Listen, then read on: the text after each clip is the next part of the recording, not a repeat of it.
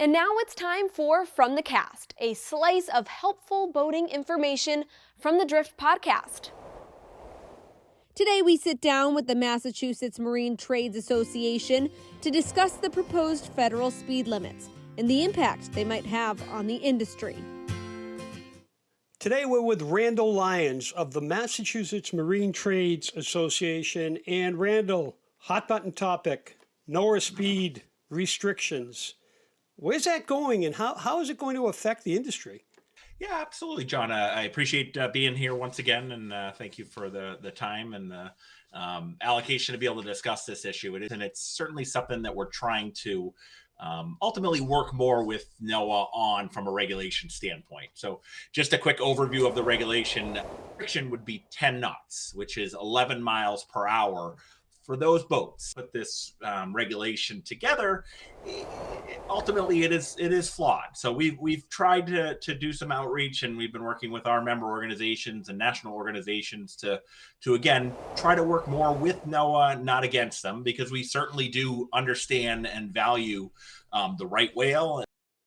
Yeah, so when I first heard of this regulation, and frankly right up until now, you would just think ocean liners, it would impact the shipping industry and the like, but at 35 foot, that's any commercial fishing boat, obviously, for that matter, and many pleasure craft.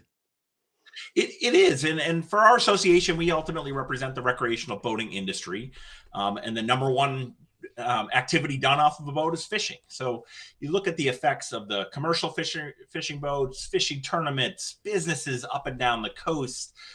It's a substantial amount of boats, and that was actually one of the statistics that NOAA put out there that we felt was flawed. They mentioned the impact that they thought this would have would be on 9,000 boats.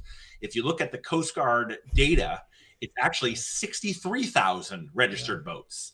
So right there alone, it's like, hey, look, we've got to look at this a little bit from a larger standpoint, a larger lens to really understand and appreciate the negative impact this could have on businesses. And not only businesses, it's also a safety issue. And happy to kind of go into that a little bit further.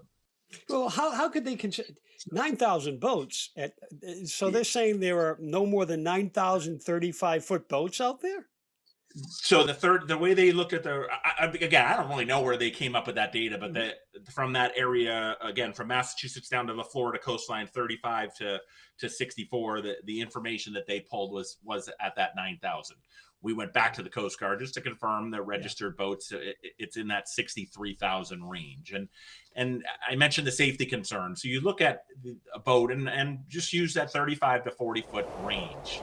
They go offshore fishing. Once they get out beyond the no wake zone, those boats aren't designed to go 10 knots.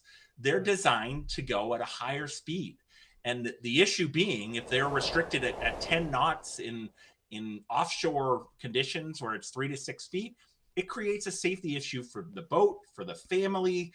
If the boat's not planing, it could very easily capsize. It could create very unsafe conditions, which would put families in danger. And again, they're just not designed to go that speed. And there are better ways to enforce this regulation for sure. Even for a smaller commercial operator to steam out to tuna areas and the like, it's got to do better than that. This makes absolutely no sense. So I know you spent some time in Washington, D.C. as of late.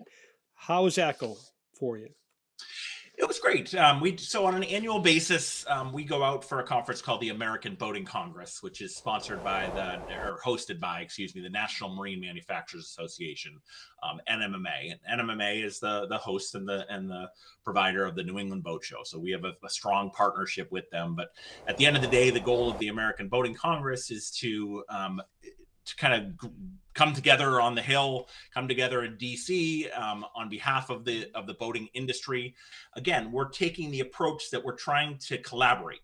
We want to bring everybody to the table to provide the ability to come up with better solutions, to come up with technological advancements to attack this in a better manner. The boaters are kind of the original conservationists, and we want to make sure that we're doing the right thing. And our boaters want to go out there and see whales. They don't want to hit them. Nobody wants to hit a whale. Right. So it's kind of there's got to be a better way than just shutting down the kind of the waters to boaters, and that is what we feel will be the impact. I mean, you look at an offshore charter boat who's going offshore to fish with a family of a 6-pack license or whatever it may be.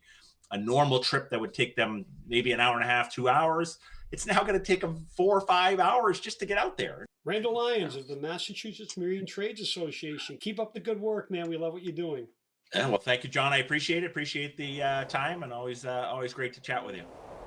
The Drift Podcast can be found at driftsociably.com or where all fine podcasts are heard.